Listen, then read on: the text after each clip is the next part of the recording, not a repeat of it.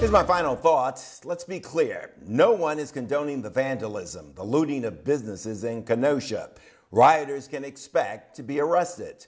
But the president and others want to concentrate on the actions of a few while remaining silent on the complaints of the many peaceful protesters. And reports say some people are buying into the politically charged fear. White people reportedly moving out of Kenosha. Some are buying weapons to protect themselves. And a few, like 17-year-old Kyle Rittenhouse, who doesn't even live in the state, have answered a call to come to town with their weapons to protect businesses.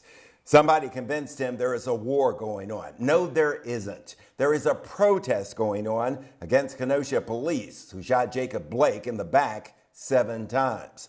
Rittenhouse, who was caught on camera, is now facing a homicide charge after he allegedly shot and killed 2 protesters and wounded a 3rd person who's lost the use of an arm. Let's remind ourselves how all this started when Kenosha police fired 7 shots into the back of an unarmed black man with his 3 children sitting in the SUV. Another shooting of an unarmed black, and we have yet to hear from police. And by the way, kudos to the pro athletes, black and white, who say enough of this.